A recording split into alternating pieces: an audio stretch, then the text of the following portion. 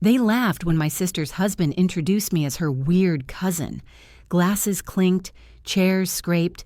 The sound of mocking whispers spread like wildfire across the reception hall. My face burned, but I sat still, holding back the storm inside me. To them, I was a forgettable shadow at a table too bright for me. They had no idea who I really was, no idea what I carried inside.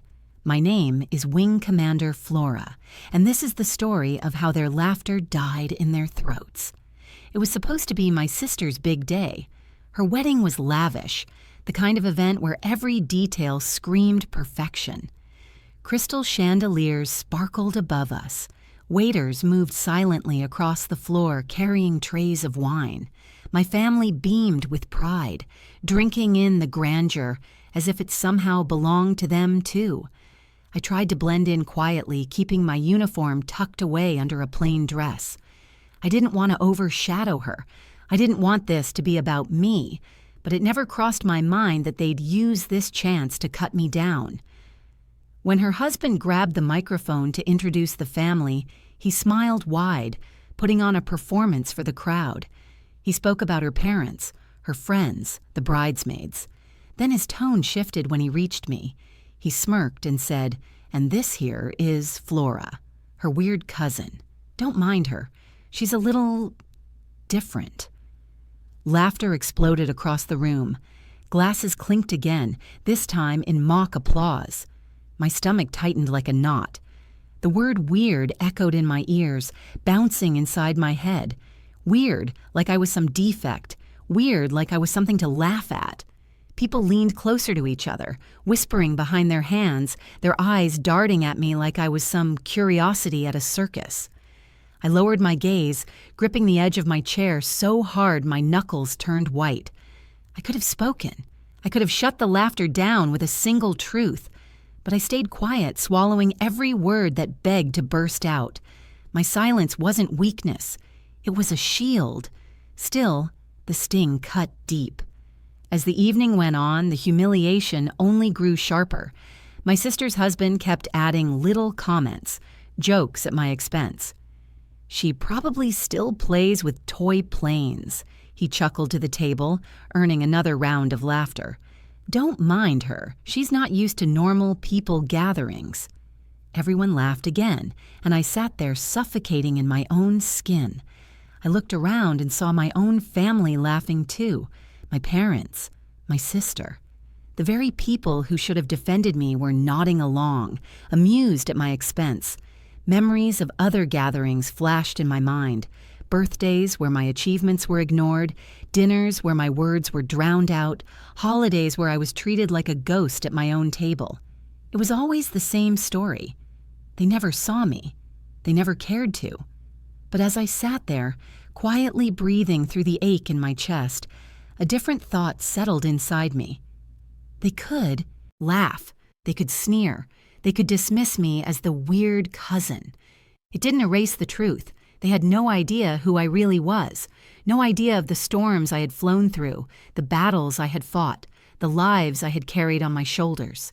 The irony burned quietly in my chest. To them, I was invisible. To others, I was unforgettable.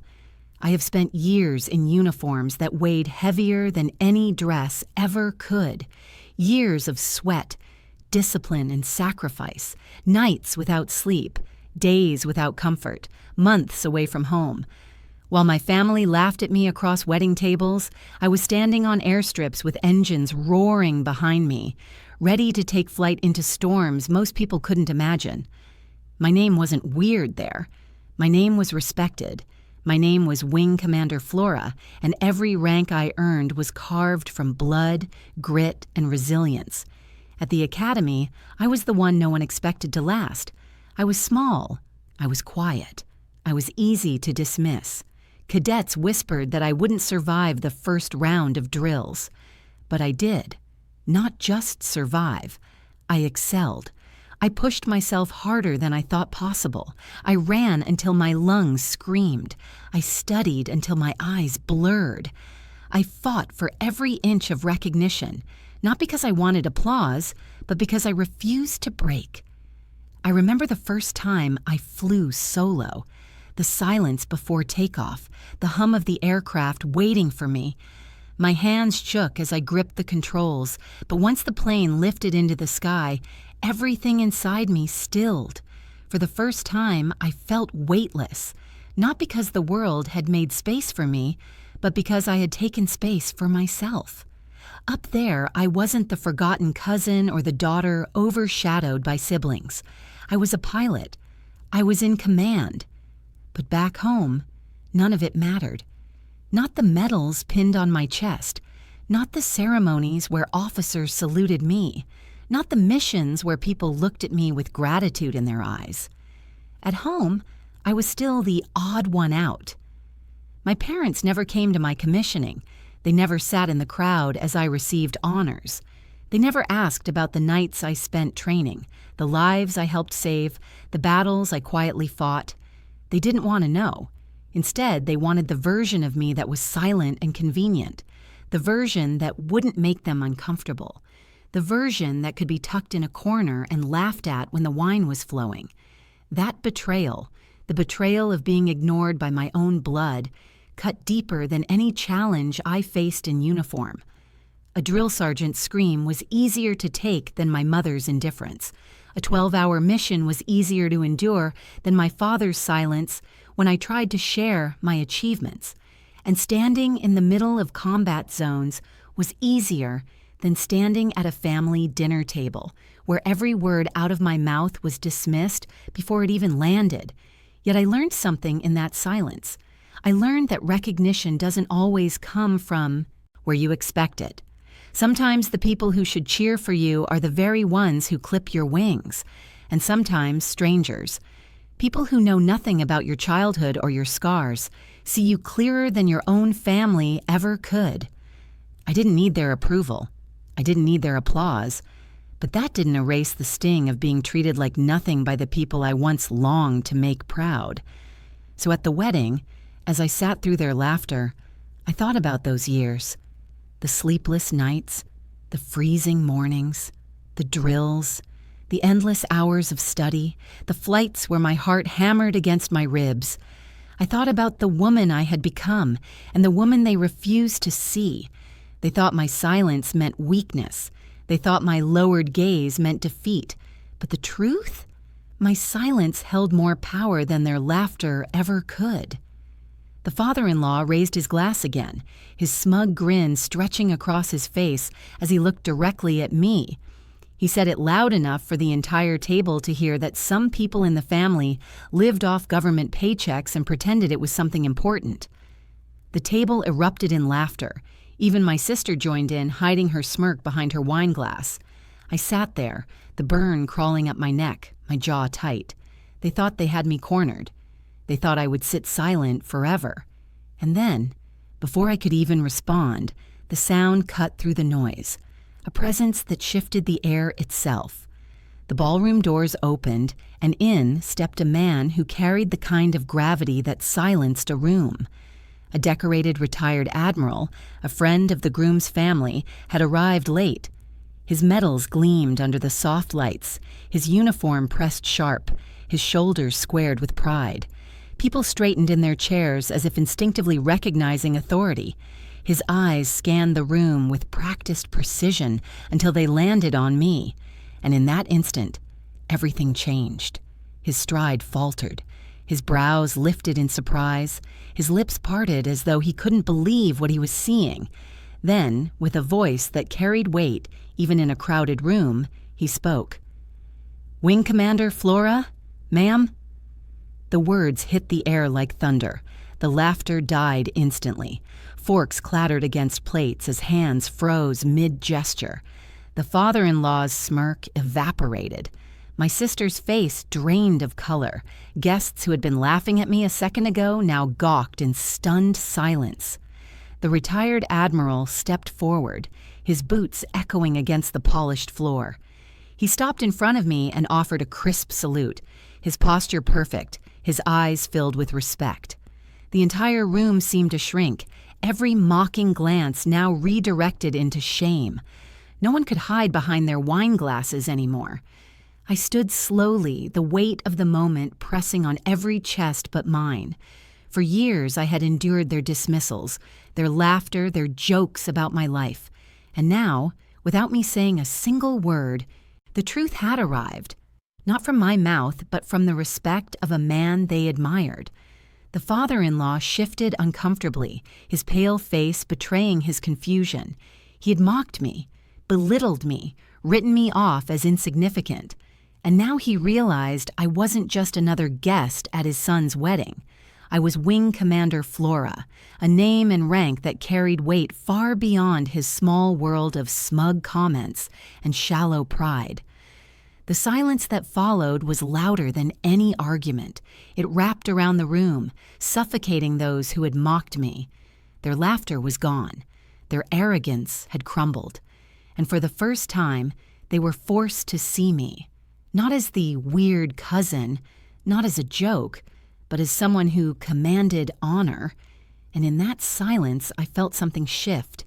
The power was mine. The retired admiral held his salute until I returned it with steady composure. Then he turned to the stunned room, his voice carrying a weight that needed no microphone. He spoke of me, not as some invisible guest at a wedding, not as someone to be mocked, but as a woman who had commanded respect across missions most of them couldn't even imagine. He recalled one operation in particular, a mission where my leadership had turned chaos into survival, where lives had been saved because I refused to break under pressure. His words painted a picture no one at that table could deny. My sister's smugness dissolved like sand in the tide. She tried to mask her shock, but her trembling hands gripping her napkin gave her away. The father-in-law, who had been the loudest voice mocking me moments ago, now looked pale, his wineglass trembling in his hand. He tried to force a smile, but the cracks showed. It was the look of a man who realized too late that he had underestimated someone standing right in front of him. My parents sat frozen, their faces a mixture of awe and regret. They had always been quick to celebrate my sister's smallest milestones, but had treated my own as invisible. Now they couldn't hide from the truth. The Admiral's voice cut through every excuse, every dismissal they had ever made. He called me a leader among leaders, a name spoken with respect in rooms filled with power. I didn't say a word. I didn't need to. My silence carried more weight than any argument, more sting than any retaliation. The Admiral's respect was enough. It was undeniable, irrefutable, and it left them all stripped of their arrogance. Every chuckle that had once been aimed at me now hung in the air as shame.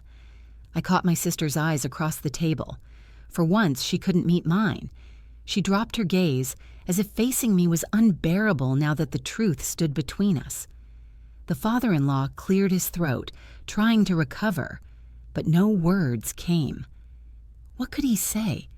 How could he possibly twist the moment? He had mocked me in front of everyone, only to be silenced by a salute and a truth he couldn't erase. The Admiral ended his words with a simple nod in my direction, a gesture that said more than paragraphs ever could.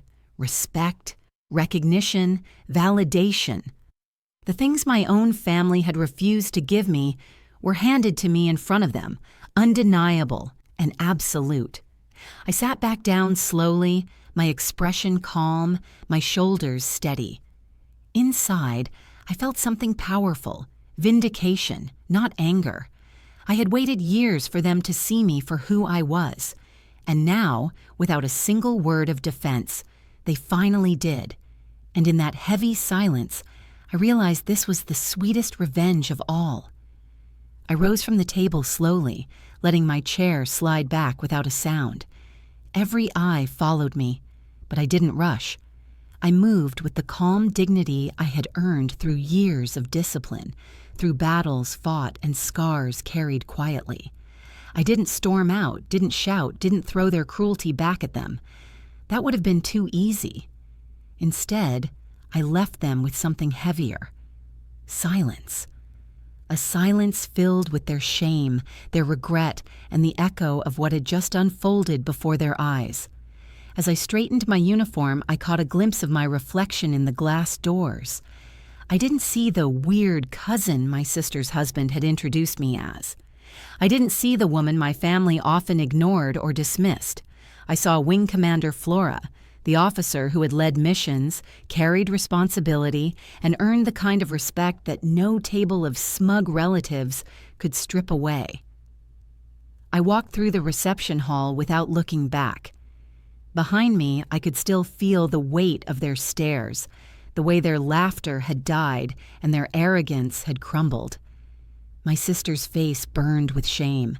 Her new husband sat frozen in silence, and his father, once smug and mocking, now looked like he had been hollowed out. His complexion had turned pale, his glass untouched. For a man who thrived on status and appearances, realizing he had mocked someone whose name commanded more respect than his entire fortune must have been unbearable. I stepped outside into the cool night air, breathing in deeply. For the first time that day, I felt free. Free from the constant need to prove myself to people who never wanted to see me. Free from the burden of carrying their dismissals on my shoulders. My revenge wasn't in humiliating them. It was in being untouchable, in walking away knowing the truth had spoken louder than I ever could. As I crossed the courtyard, a few distant guests whispered, their eyes following me with awe rather than mockery now. They hadn't seen me before. They hadn't cared to. But tonight they had no choice but to recognize me for who I was. Their whispers didn't sting. They felt like justice, like the universe correcting something long overdue. I reached the gates, the sounds of the reception fading behind me. I didn't need their validation anymore. I never had. My worth wasn't defined by family approval, by shallow men with fat wallets, or by rooms that only clapped. For my sister, my worth had been carved into history through service, through sacrifice, through honor that no one at that table could even begin to understand. That night, I didn't leave as the unwanted guest. I didn't leave as the forgotten sister or the invisible relative. I walked away as Wing Commander Flora, a woman whose strength spoke louder than their insults, whose dignity crushed their arrogance, and whose silence told them everything they needed to know. And the best part? They would never forget it.